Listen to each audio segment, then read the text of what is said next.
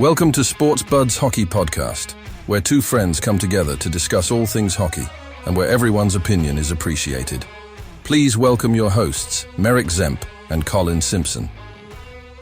Hello and welcome to SportsBuds Hockey Podcast, episode 57.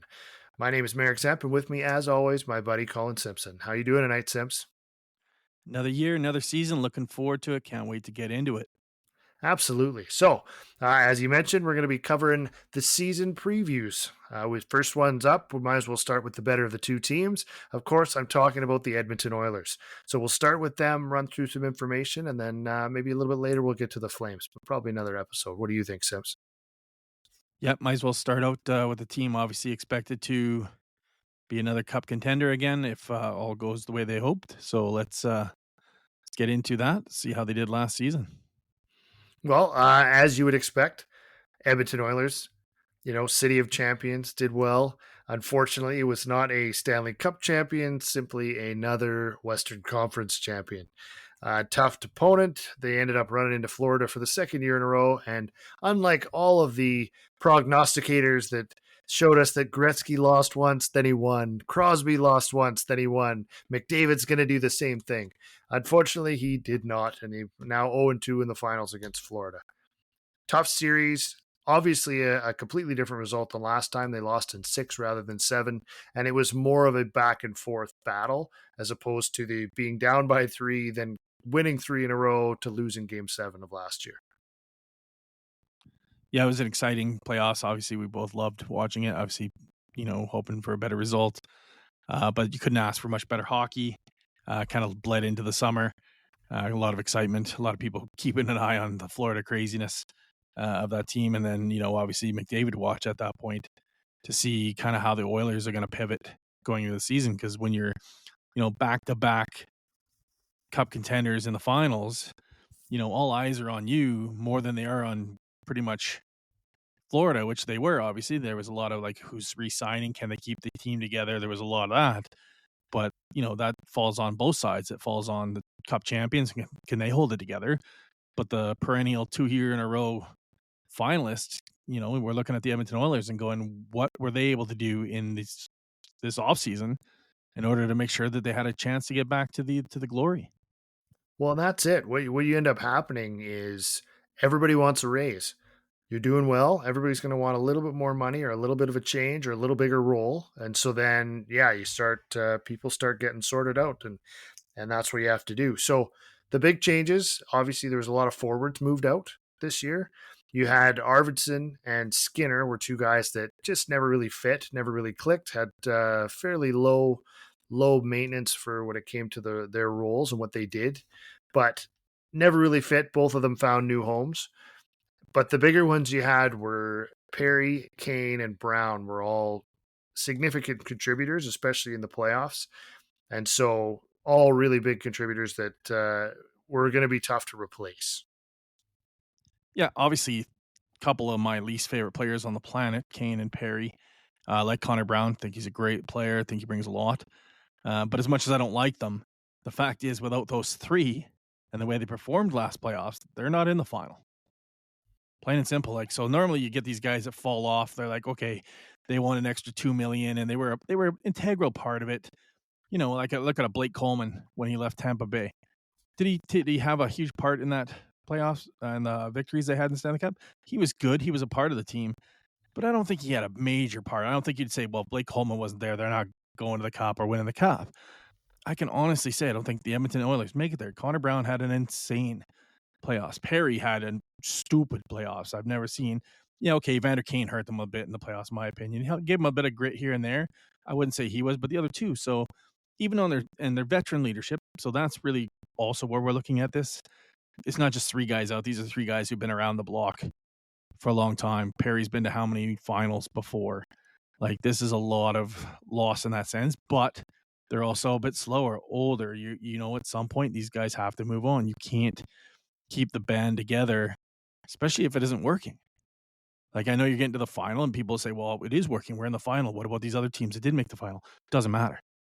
All that matters is the one team that wins the cup. They've got the winning recipe, only them. So you have to sometimes change it up a little. The hard part with that too is when you see guys throw a lot of money at some of those guys, some of it was just trying to empty the cap. Like they traded Kane into Vancouver as I guess maybe a thank you, as that was his request, as he wanted to go back home. That's where he's from. So they, even though it's a division rival, they still traded him there. Perry signed in LA for way more money than he got, 2 million plus another 2 million in bonuses. So nobody was going to give him $4 million. So why he went to LA, I guess he just decided that he didn't feel like winning a cup anymore. So he didn't even want to try for it.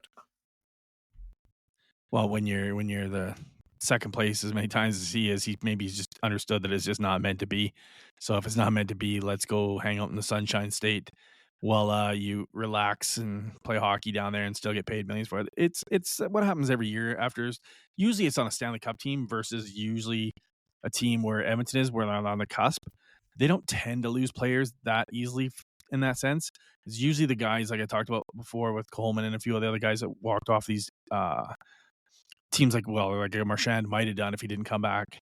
But guys who win a cup, they're at the end of their career and they see a payday, right? They get this chance. This is their only chance to get a payday where they're going to actually be paid more than their value because people see people come off and go, oh, he's got a Stanley Cup experience. We're going to pay for that, right? We're going to pay a lot for that.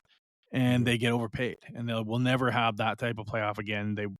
They only look good because they're in a great team at the time.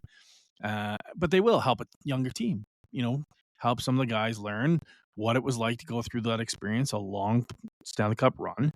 But now you have to replace them. And so what have the Oilers decided to do that is going to give them the same chance to get back again? Well, a couple things. One, they decided they wanted to get faster and get younger. And when you look at those guys, especially Perry, there's nobody who isn't younger and faster than Corey Perry. So from there, they brought in their big signing of the summer, right at the start, was Mangiapane. So a guy that you're obviously familiar with, a former Flame, spent last 2 years, I want to say, a year or 2 years in Washington, I'm not sure, and then came over. It's a guy who's got good pedigree, 35 goals 1 year, mostly not. I think he got, I want to say 14 goals last year, playing on the third and fourth line with guys definitely not quite at the level of McDavid and Draisaitl. So if he can find a little bit of chemistry with one of those, you could be looking at a real good signing for him. Yeah, I think that's probably their best pickup of the offseason. I think he has potential easily for a 20-goal season, especially if he gets moved up the lineup a bit. Obviously, I think he took his biggest knock was the fact that he just saw he had a 135-goal season and decided to try to go for the stars. And I think it's kind of hurt his career a little because he expected to get paid all this money. Maybe he needed to prove a couple more years of doing that at that level and then got shipped off to Washington and, never really performed there. Maybe didn't get the ice time, but just wasn't the same player. I watched him play in a few games and he wasn't that same tenacity type player that he was in Calgary. He really seemed to play with a chip on his shoulder in Calgary when he got there. And then after getting the money and getting, the goals that one season, I felt like he didn't play with that same way. So hopefully playing with some of those guys like Draisaitl, McDavid will give you that confidence, that swagger back, maybe that you kind of lost a bit in Washington. Yep. And there's always that opportunity when you play with guys like that those little plays that you're not accustomed to making anymore, those ones start to show up again, right? I think it'll be a big plus for him. Another one is more of a promotion. Matt Savoy. This is a guy that played in Bakersfield last year, 59 points, 18 goals, 59 points. Really good player. Had a little cup of coffee. I think he had 4 games with the Oilers, got an assist, played with Draisaitl. Looked good. It happened to be in the Oilers' worst stretch of the entire season, which was right after the Four Nations when I think they lost 6 in a row, something like that. They were getting blown out a few of the games. But he came up and he played well, and he looked good while he did it, and then they sent him back down. So a guy like that, I think, is ready for the promotion. He's a little bit more well-rounded than the next guy we'll talk about, but definitely well-rounded, a good guy that could easily slip into the top 6 and make some plays and probably get a lot of goals, but also fit into that like third line center or third line winger and play with a Nugent Hopkins or a Henrique or something like that and still make some plays and really get some points from that position as well. Yeah, I haven't seen a ton of him myself. I have read up on him a little bit. Obviously, he's a prospect for Edmonton, and they don't have a massive prospect pool. So sometimes I take that with a grain of salt. You've seen that many times in the past. Some of the teams that don't have major prospect pools, they may overrate what they do have, what they get. And then you have the risk of, like you said, a cup of coffee in the NHL, but I went and played with Leon Draisaitl and going, well, what if Leon's not carrying me in a game? Like, am I being carried, or can I perform without these superstars beside me? Because there's going to be games where Leon and Connor don't show up, and that's when this secondary scoring is supposed to show up, not show up when they're playing on their best, because anybody can get points if you're playing with them at their best. It's those games where they're not playing at their best and they come in and do it themselves. So that's obviously unknown. We can't really say one way or the other whether it's going to happen. But I do worry when I hear you talk about a top 6 spot for a player of that level for a team that wants to go back to the finals and then maybe have to compete against a team like Florida again. Is that what you would want to see in that matchup, going Savoy's my top 6? And it's going to be how he plays. Like, that's the thing. There's going to be nothing guaranteed. It's going to be all earned for what he gets. The expectation on him is that he'll make the team. Where he plays within that lineup is going to be how he plays, how his training camp's going, how the preseason goes, all of that. The other one they made a trade. They trade Sam O'Reilly to the Lightning to pick up Isaac Howard. Now, Isaac Howard was the Hobey Baker winner last year, got 26 goals, 26 assists, 52 points in 35 games. And so really dynamic scorer, guy that could play the game, good wrist shot, good shooting, ready to go all the time, ready to shoot it all the time from anywhere, loves to shoot in bunches. This is a guy that, again, I know you're saying you're not sure if we want to have a rookie or somebody like that in the top 6, but this is a guy that you put him with the right shooter. This guy could, or with the right passer, he's a shooter and he could do well. No, definitely. And it was kind of everything I heard about that trade was kind of almost a trade-off. Both prospects were kind of ranked about the same. I think it was more of a fit and where each team was and where they're going to be. So, like, there was talk that actually the prospect they shipped out was actually a bit higher ceiling than Howard, but Howard a little more ready than the other prospect. And so that makes sense in a scenario in which, the other team's like, well, I don't need to win now. Mm-hmm. Where Edmonton's going, well, I would like to get a younger guy in, more speed, more talent, but I can't wait for that ceiling of the other guy. So Howard makes a little more sense that he might be ready to step in a little bit quicker. I think probably Howard is the higher ceiling just because he's more of a scorer than O'Reilly, whereas O'Reilly is more likely to be maybe a second line center, but more like in the third line, checking, all that stuff. My understanding. I heard completely the opposite, honestly, through at least 40 different people. Not one you don't person know called, 40 people. Not one person called Howard the higher prospect in any way with a higher ceiling. Not one. So I get what they were trying to do with it. Otherwise, it makes no sense even for the other team to make the deal. Why would they, when they don't need the guy now, if the other guy's got a higher ceiling and is more ready now, why would that deal been made 1-for-1? Because he's not signing. What's that? He told Tampa he's not signing there. He didn't have any choice. He didn't have control yet. No, but he's got a year.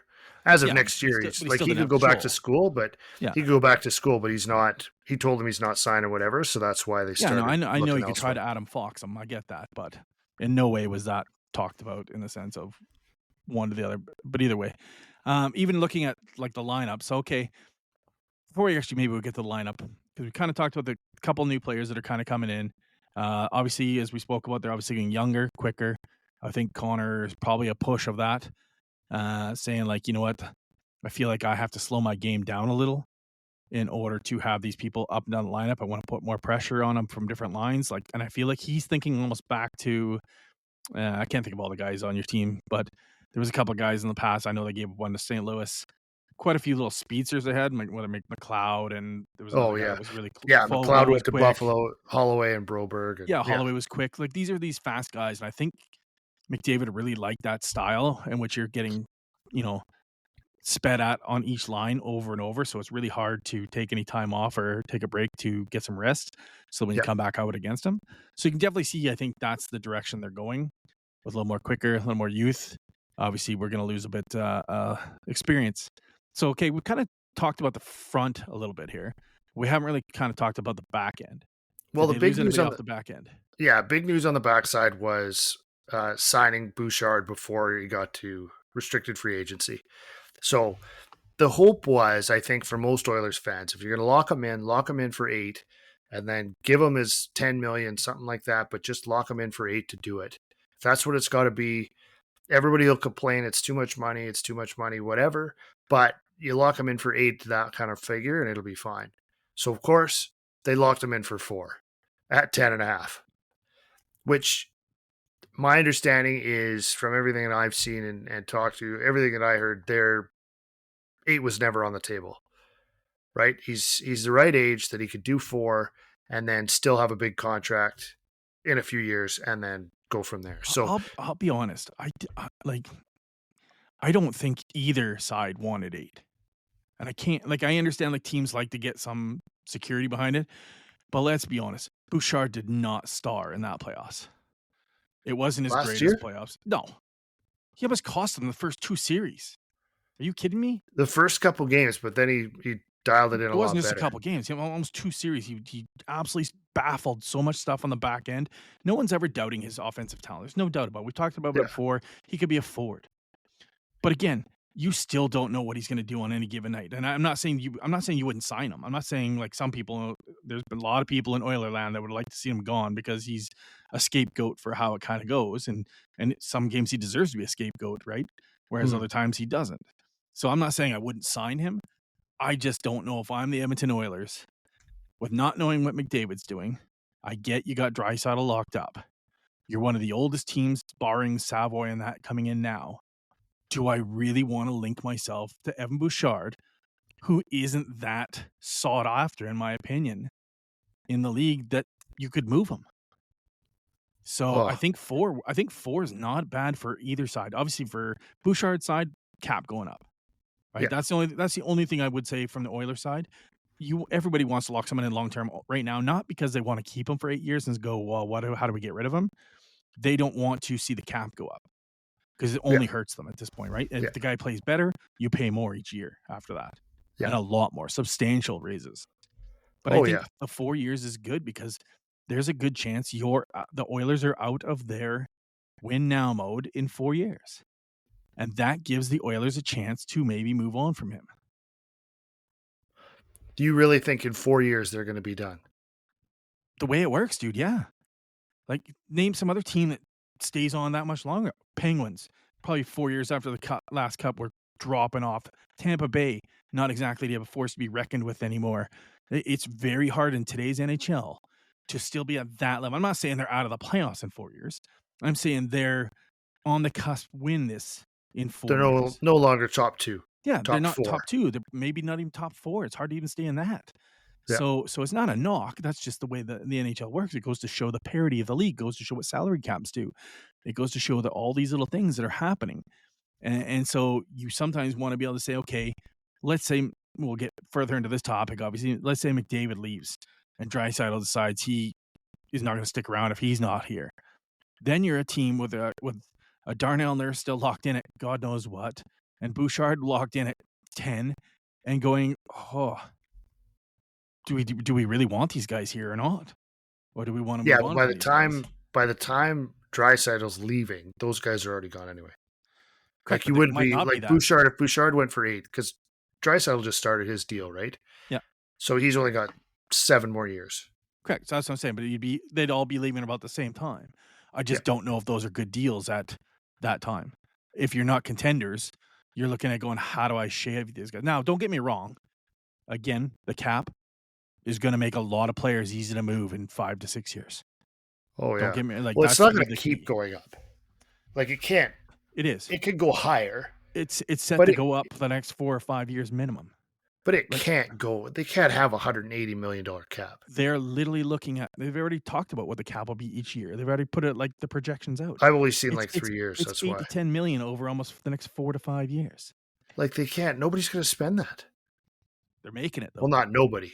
Some people aren't going to spend that. Yeah, they still will. Regardless, They'll make whatever their the money. cap is. They'll get more money in revenue from like TV, streaming services. Netflix will have it. Prime's now in there. It doesn't matter. Like the money will be there. And that's just forced because of the COVID times and the strapped cap. And then just the revenue sharing that they're going to try to do like the NFL. It's going to, they've talked about it a lot. That it'll be like the baseball one day here, where it just won't matter. Basketball, just have unlimited players.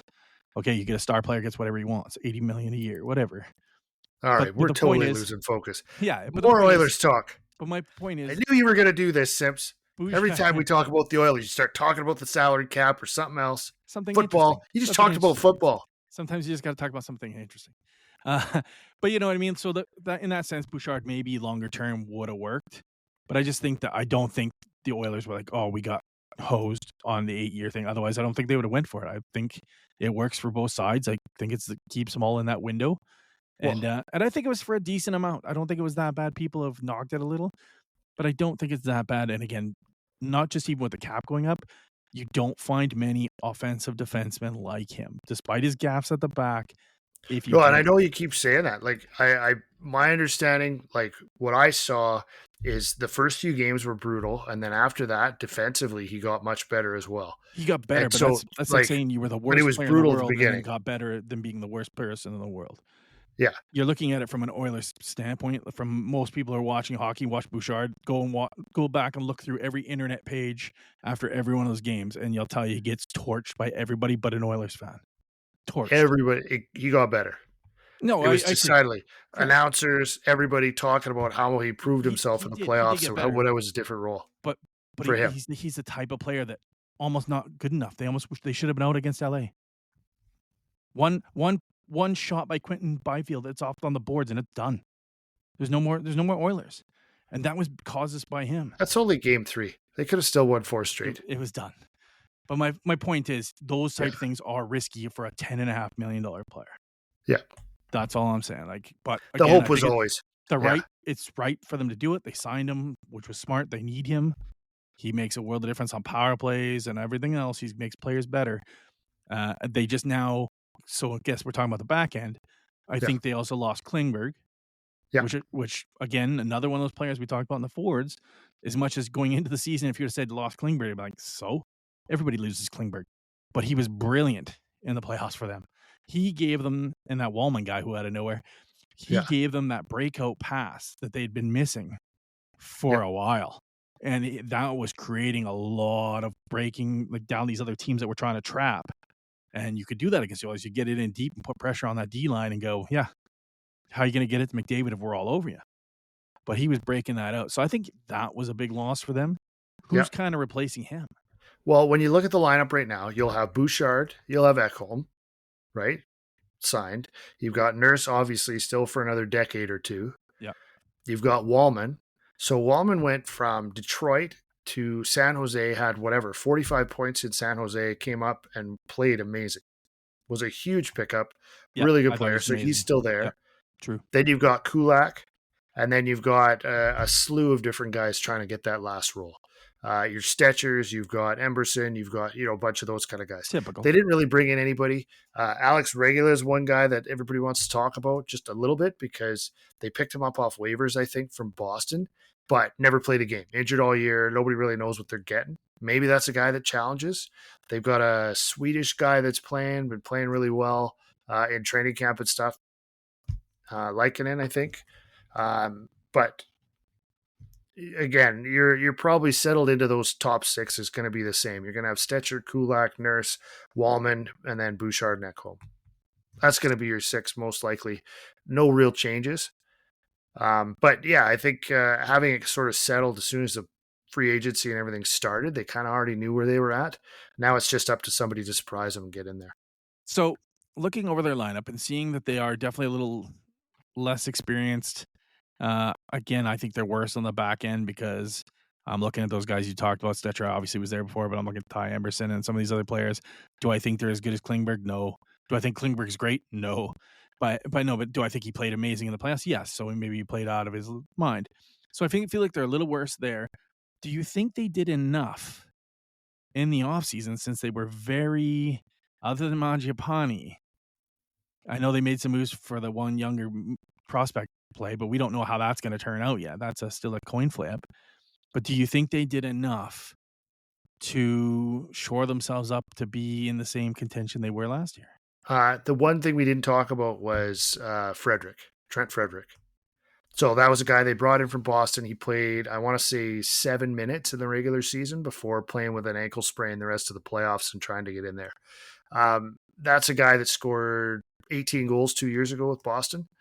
This is a guy that could be another difference maker that was already on the team, wasn't a signing necessarily, but they did give him an extra contract extension.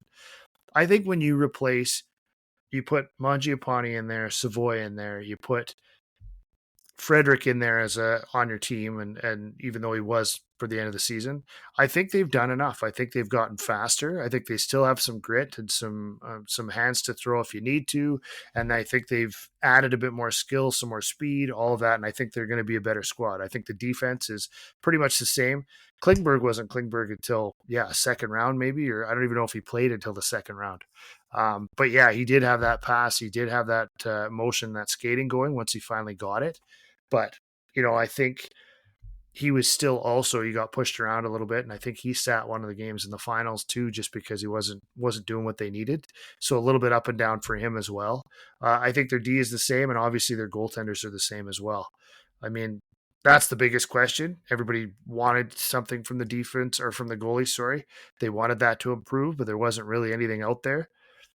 Talk is that Skinner showed up in better shape, a little bit lighter, maybe a little quicker. And the big news for that part is they finally changed out their goalie coach. There's been a lot of talk for better part of a decade about this goalie coach and how they've had all kinds of guys that showed up there. And then from Stolars to Dubnyk to all kinds of guys that have showed up there, played okay for a while. Even Cam Talbot was amazing for a bit. And then the longer you stayed, the worse he got. So it was nice to see a change in the goalie department, even if it wasn't the actual goalie, it was the goaltending coach.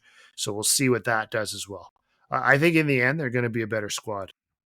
Yeah, I think the goalie thing, obviously, I don't think there was much out there. There just really isn't out there to pick up that is, even though it is seemed dumb to do run back like the Leafs run back.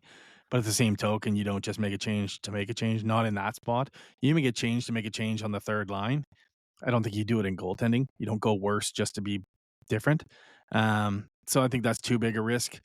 I obviously hate the saying that you come in lighter, fitter. It's like the kiss of death to every athlete. I always hear that when a guy's played bad before, then the first thing you hear, because nobody can say like, oh yeah, he's better. And no, he came back in fitter and he looks better. And then they come out and be the exact same players. And I've seen it in soccer and hockey and football. And you hear the same kiss of death.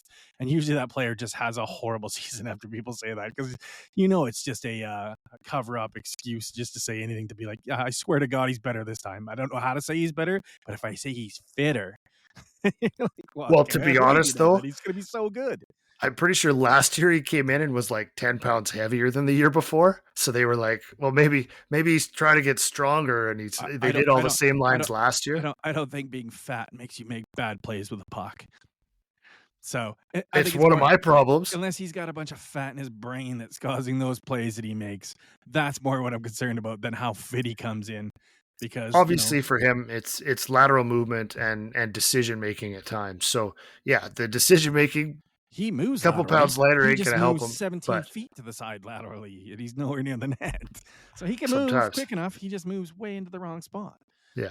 But anyways, so yeah, I agree. I think they're obviously a contender. I don't agree with you that they are as good as they were last year. I think they've lost too many pieces that make up a contender. I think you have a lot of new guys. It's not even just about the player. It's new guys learning the systems and playing with them. And there's a lot of added extra curves to that. I still think the defense past the top line, which I love from a top line perspective for defense, don't consider the next four great. And when you're looking at some teams, you're kind of expecting that to be that good. But the fact is, every other team that I would look at in that sense, if I would take Connor McDavid and Leon Draisaitl off that team and plunk in two normal guys, I'd look at your team and say playoff bound, but I don't know from there. Yeah. But the fact is, you do have Connor McDavid and Leon Draisaitl. So it changes everything when you look at a lineup, right? So as much as I look and go, oh, yeah, they're okay. They're okay. Oh, never mind. Forgot you had those two. Okay, so that brings up Okay, we both feel that they're going to do good this season. We feel like, they brought in some new young players. They've lost some veterans. There'll be a bit of a change, a bit quicker. Maybe that fits more to the style that they want to run, maybe come playoff time. Because going heavy and hard against a team like Florida didn't really work. So maybe going faster than them would maybe break out of that hard trap. Here's the big thing. The elephant in the room, the $1 million question, obviously we got to get to it at some point if we're going to talk about this year's season preview. Because as it stands right now, yes, Connor McDavid is an Oiler, but the contract, the distraction, the where do we land to make this a successful season? What are you thinking? I want to say that I have 100% confidence that he'll be back. And in reality, I feel like it's close. But I think, Draisaitl's on the team. They're best friends. I think he wants to win in Edmonton. His wife loves Edmonton. They're building businesses and building a home and doing all that stuff in Edmonton. I feel that he'll be back. But without a doubt, it is Connor. Write down the number you want and write down how many times you want me to pay you that. And then we can sign the deal. So he could do whatever he wants. If he wants to sign for $3 million a year and give him tons of cap space, if he wants to sign for $20 million a year and take the full 20% of what he can get, they will sign it for 1 year, for 5 years, doesn't matter. And it hasn't happened. So that makes me nervous. Of course it does. Because it's not about numbers. It's not about it. It's like he said with Elliott. Oh, it's a feeling. It's got to be a feeling. He wants to win. And he wants to win, and it's just gotten worse and worse for him when he hasn't now in 2 years in a row, getting to the finals and losing. That's all it's about at this point. So now that that's all it's about, what does that mean? Well, now he wants to know that he can win there. Like you already started hinting at, what's their window? What are we really looking at? I mean, you got Draisaitl signed there till he's 34 probably years old. Is he going to sign for that long? He's 28. He's going to sign for 6 years, do the same thing, do the same window. Are they really going to be competitive for 6 more years? Right? What does that look like? You've got guys like Ekholm, right? Been an absolute monster, an absolute rock, but he's 35 years old. He's not doing 6 more years. Might not do 1 more year. He barely made it through the playoffs last year. Well, that's it. And I mean, I know he came back and, give him the spirit and, all that, like the Warrior Award, all that stuff. But yeah, he got roasted on a number of goals.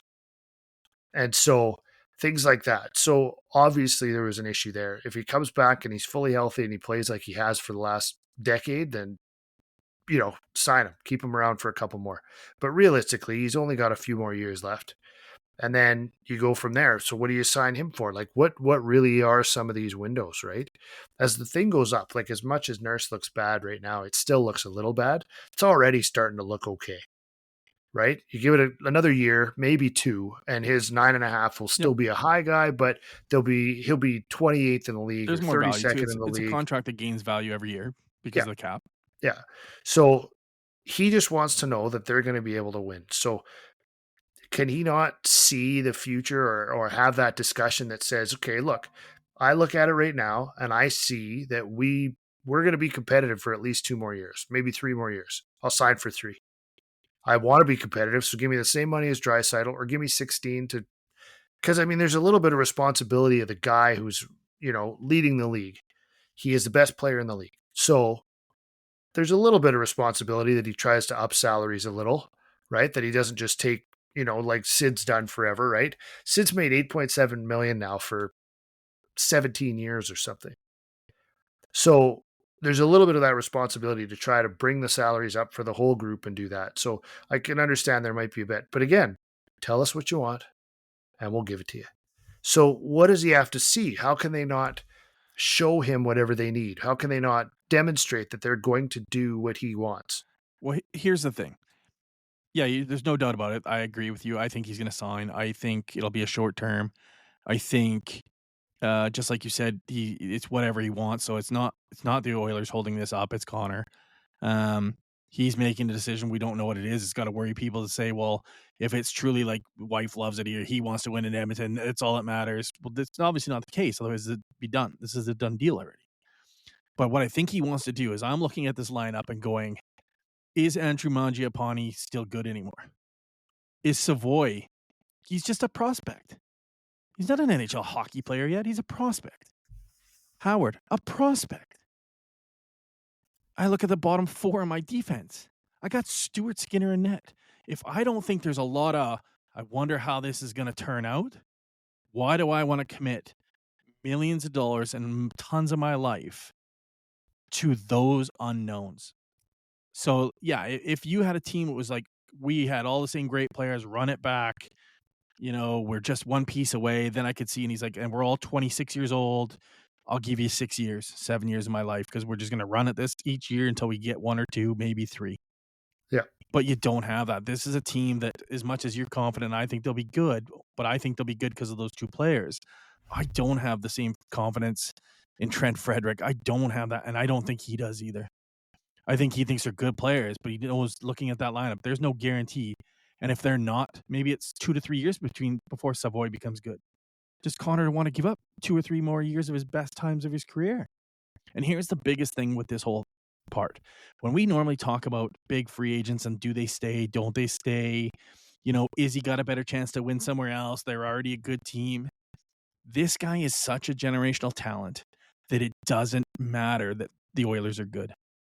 Because at least 10 teams he goes to, they're better than the Oilers all of a sudden. There's at least 10 teams he can walk onto. He's that good. He changes the team that much that no other player has ever done that, where they walk onto another team, maybe Gretzky when he left, but there's no other player that walks onto a team and says, we are now the Stanley Cup contenders. It's not like he's going to go to any team and be like, well, we got a good chance to make the playoffs. Maybe we got a first round gig by if we just add some more pieces. No, there's a ton of teams out there that instantly makes them as good a team. He walks on Colorado. He's as good a team as Edmonton, if not better, I'd say. I'd say they got a better team than Edmonton does once you take him off of there.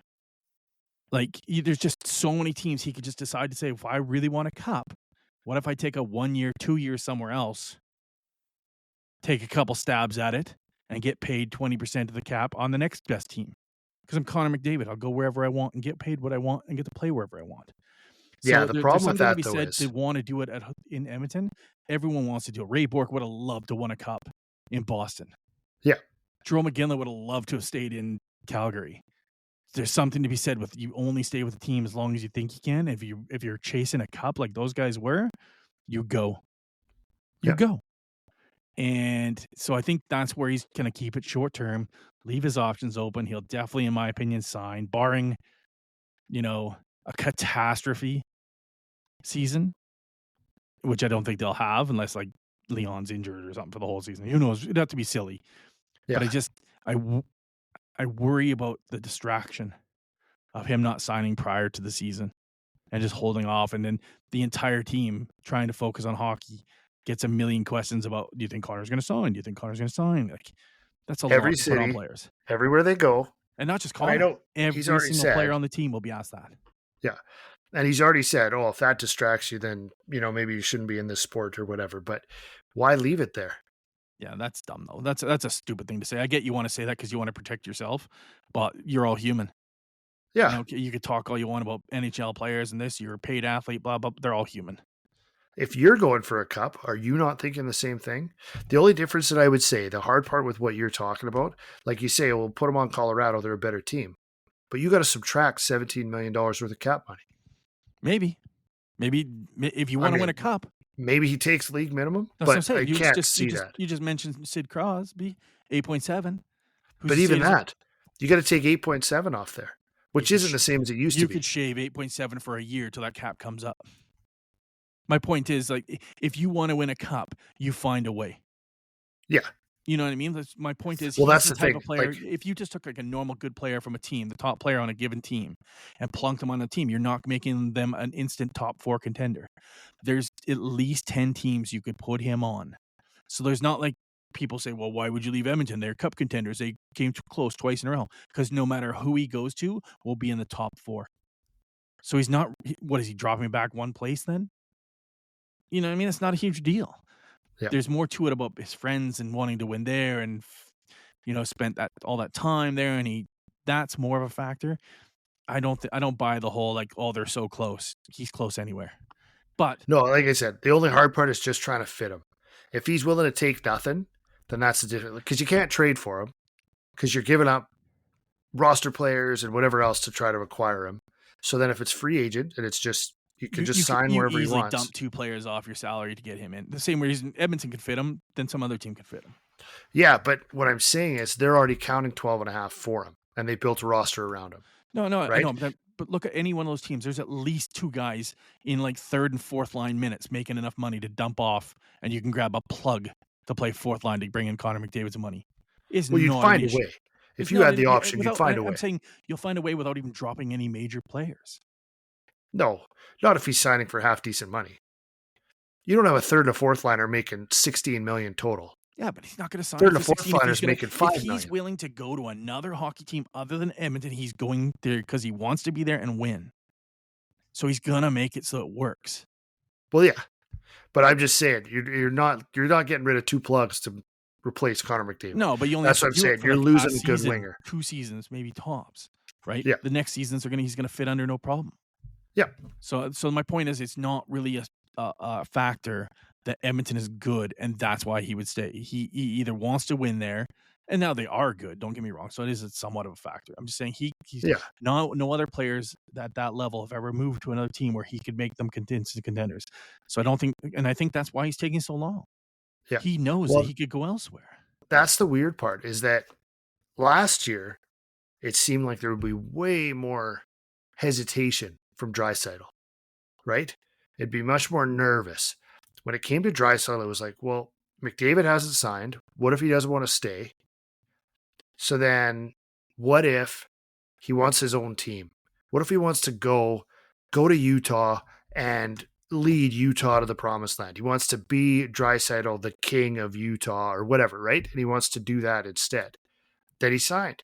It's like, oh, well, if he signed, obviously McDavid will sign too. They're best friends. That's how it'll work. It's going to be amazing. Doesn't the opposite work, though? If Draisaitl knows McDavid's leaving, he does that same thing. He takes his own team. Right. For 7 years, knowing that McDavid was never going to sign a 7-year contract. And that's the thing. We don't know what's going on in the background. No. We put too much merit into the fact that they're good friends, because you were to go around to any NHL hockey player and say, did you play with your best friend through your whole career? No, none of them. No. Year or 2 tops. Most. Odds are you made most of your friends in junior. Yeah. And then you separated, went your other ways. Half the guys didn't even get drafted. So I think then you made the team, made new friends. Including myself. I think we put too much stock in Draisaitl signing long term. The guy made a way to get his money, saw an opportunity. He's like, yeah, I'll take care of me, my family, myself. If Connor's here, even better. If he's not here, don't care. I'm just now the superstar here. I get all the glory. I'm the one putting up 50 goals anyways every season, 100 points. Yeah. And they'll bring in another guy for that $16 million, and it still might be a contender. Well, that's it. It's not like we've won with Connor. So, you know what I mean? I know that's knocking it a little. It's being a little bit facetious there. But, like, my point is there's no guarantee because of that. And I know McDavid, I could say the same thing about McDavid. Signing a long-term contract right now at a decent amount doesn't make you untradeable. So, like, when we look at Draisaitl and say, well, he wouldn't have signed that long if McDavid doesn't stick around because then he's stuck. Is he stuck? A star player that'll be on an insanely great contract in 2 years? Is he stuck? Yeah. The world's changed. Nobody's stuck in anything anymore if you're a player. So, I don't know. I think McDavid's looking at the Dan Marino effect, I like to call it. Superstar player that just stays on the team. Bork was going to be the same thing if he didn't move. Some of these players that you like, you want to show that loyalty, but you don't feel great about the loyalty sometimes when you get to the end of your career and you never have a Stanley Cup ring on your hand. But only time will tell. Obviously, we all know he's there for this year, which is kind of the preview for this year. So we'll kind of get away from that topic. But I think it's something we have to touch on. But he is there for this year. They're going to be making another run at it again this year. And it should be an exciting year of hockey again. So one last bit. Western Conference, when you look at them and look at that as the possibility, I know we're going to talk about the Flames too, and I know that's not going to be your answer. who's in their way? In reality, who's going to stop them from getting to the Western Conference? I look at the Pacific Division. Some teams brought in guys. Obviously Vegas brought in Marner, but lost Pietrangelo. Like, I don't know that they're better. I don't know that anybody in the Pacific Division is better or more likely to knock them off. The Central, I don't think anybody really got way better, way stronger. I don't think anybody really added a lot of pieces or did a lot of work. I think in general, everybody's made some tweaks, made some changes, did a little bit, but yeah, I don't think anybody's any better than they were. There isn't anybody that scares me more today than they did at the end of last year. I feel like the West got older. Like, I feel like some of the teams just got older. Winnipeg got older. Dallas got older. You know what I mean? Like, nobody had any superstars come up and coming or made some big deals. Like, obviously, you mentioned earlier, the Knights did bring in Martyr, which I think will be big. Yeah. I think he will. I think if there's any team that did improve, like, yes, we could say Pietrangelo, but Pietrangelo is not off the team, right? Injured, yes. Okay, so he's not around, but it's not like he's out. So, like, he could come back at any given time and you still have Pietrangelo and Marner. So you've added Marner and not really given anything up. So I think that's a big thing for them. I think Marner's going to have a huge year due to the fact that he's out of the pressure. Yeah. And so I would say the only team that I could see vying with them for top spot, and I could be proved wrong by another weird year by Winnipeg, is the fact it'd be the Knights. And not just because they brought in Marner. I think they're just a savvy organization that finds ways, whether it be at the trade deadline or something, where they find a way to make their team better each year. Even when they start to look like they're dropping off, they always find, now they got to get Eichel signed. They'll get it done. But the fact that they got Marner, the fact that they went out and traded for him before July 1st, they always find team that had no salary cap, they had no room, there's no way they're getting him, and then all of a sudden they traded and signed him. So that's the only team I could say I believe could be past the Oilers if the Oilers play to their potential in the regular season, which they don't always do because they like to go on 10, 15 game runs of we didn't come to play hockey, especially at the beginning of the year. So that's the only thing. But yeah, if there's one team in the Pacific, so I do have the Oilers pretty much odds-on favorites to be first with a chance that Vegas knocks them off. Yeah. And I think in reality, I think Pietrangelo is on the team still, but I think with both, they're well over the cap. Right? Which is fine. They're allowed to do long-term, but now that's not applicable. I don't know if you remember reading that, but in the playoffs, it is now you can ice a squad that has a salary cap of what the salary cap is. So there's no more 15 million over the cap once the playoffs start. So they could bring back Pietrangelo for game one of the playoffs. It doesn't matter. If they are 10 million over the cap with both of them, then they can't play one of them. Or is that for sure into effect for this coming playoffs? Yes. Okay. The actual CBA doesn't start till next year, but they decided to put that into effect for this year. I just still feel like they're the type of team, their front office is the type of team who will handle that well. Somehow, they'll be fine. Somehow they'll figure it out. Yep. But it just, the other teams, like I think you mentioned, I don't think Colorado's any better this year. Not saying they might not play better. Yeah. If you're records will be records, but transactional, because I don't think they were as good as they are. I don't think they had the season as good as they are. Yeah. But I think just transactionally, did they do anything to make themselves better? No. Did Dallas do anything to make themselves better? No. Did Winnipeg do anything? No. None of these guys did anything to make themselves better. So you would have to think things will lie back in around the same as it was last year. Yeah. So, yeah, you'll have the same thing. Probably Minnesota, Winnipeg, Colorado, and Dallas on the one side. Odds are you're going to have Vegas. You're going to have Edmonton, probably LA, but I think LA got worse. So you might see the Flames in there. Maybe you'll see Anaheim challenging. Maybe you'll see whatever. But yeah, like I think you're going to be top six is probably going to be the same as it was last year. So yeah, nobody really amazed me. Nobody went out. It didn't seem like there was a lot this year for changes that way, where everybody just blew the doors off and you're like, wow. I mean, maybe Florida by signing all three of their guys. That was the big part of the offseason, without a doubt. Everybody's like, can't get those three. Impossible. Boom, done. Yeah, you're losing somebody. Everybody's like, you're losing at least one, maybe two. Yeah. Guess what? None. Yeah. So yeah, that was the only team that did major movements, in my opinion, in the offseason. And it's just re-signing, but that was half the free agent class. Yeah, exactly. So we'll see how it plays out. Obviously, we got the preseason kind of kicking off now. We got the season starting next couple of weeks, so we'll get back at and see where we are, how it's starting off, see if these young players for the Oilers are going to start to show their worth early on.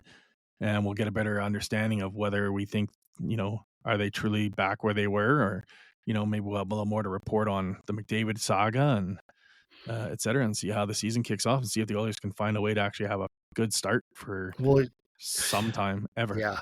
He says he wants to score. McDavid wants to score more goals. He likes scoring them. He said he's got 100 assists, but he's also got 50 goals or 60 goals, and he likes scoring the goals more. So maybe screaming at the TV, shoot the puck for the last 2 years. Maybe he's finally sunk through, or maybe my TV set's finally connected. But yeah, it'd be nice to see him shooting the puck more, and that could be a huge difference in this season. That made me think of one more thing I do want to talk about before we get going on here, going for a little while here. I was thinking to myself, well, of course you got to shoot more. Who's going to score other than Leon? But then that brings me to another guy that we've not touched on, Zach Hyman. Yeah, he's got at least a month before he's back. So yeah, so that could affect, this slow start we're talking about having without your guy in there. And I know I do it in the playoffs, not there, but like, I worry about his health and stuff like that, and go, okay, we've talked about Ekholm and a warrior and how much toll you got and how many years of that toll you got in you. There's another guy who is an important part of that team and is an important part of the goals of that team. So when you're talking about Connor scoring, you're going, that's a lot of that, because, come the playoff time with no Hyman, no goals there. And next year you're going to have no Kane, his goals, and Connor Brown chipped in for quite a few in the playoffs. So I think David realizes that he may have to take a little more on himself this year and not just be trying to set guys up, because he doesn't know what some of these youngsters are going to be able to do yet. It may change. We'll give it a couple months and see if they adapt in, and, playing with two of the best players in the league, if not the two best players in the league. If you're not adapting and flourishing, then it may not be for you. Yeah. Like it's the quickest way to see if guys are good in this league is, put a couple guys in Calgary's team and know if they're good. I don't know. The guys around them suck. So how do you know if those players are good? Like, you don't know. But if you go play with Connor and Leon and you don't look good, you're not good. Yeah. It's time. If you get wide open, they can hit you with a pass. Exactly. So there's no excuse. Through 3-6, whatever, they'll get it to you. You better look better than you are when you're playing with them. And if you don't, we're going to find out real quick if those two players are at the level they need to be now. I'm not knocking them, saying, well, if they come out and don't dominate, no, you're young hockey players. But we'll maybe know if they're ready now or need a couple more years to get seasoned. Yeah. So, exactly. But yeah. It's going to be amazing. Always good to watch. So we want to thank you guys for listening. You can find us at sportsbuds.com. That's sportsbuds.com, or Z for you guys in the States. We're on your favorite podcast sources. You've got Spotify, Apple, Google, Amazon, TuneIn, and now we are on YouTube. So watch out for that. You're going to see some good videos and get a little bit better idea what we look like. Make sure you follow and subscribe so you don't miss any future episodes. And you can always find us on social media as well. TikTok, Instagram, all the usuals. So I want to thank you, Simps. Great talk, great preview. And next up, we'll tackle those Flames. Yeah, it was fun. It's always good to kind of kick it off with the team that you kind of last talked about, saw on the ice. So that was good to kind of get the excitement going. Yep, we'll talk about the Flames next and see kind of where they're at and, how their season's looking, and hopefully their future. Obviously, you're looking at a different prospect of going for the cup, but each team's not always going to be going for the cup, but you at least got to be making progress. So we'll just see if they've actually done any of that in this offseason. Sounds good. Looking forward to it, Sims. Talk to you soon. Take care.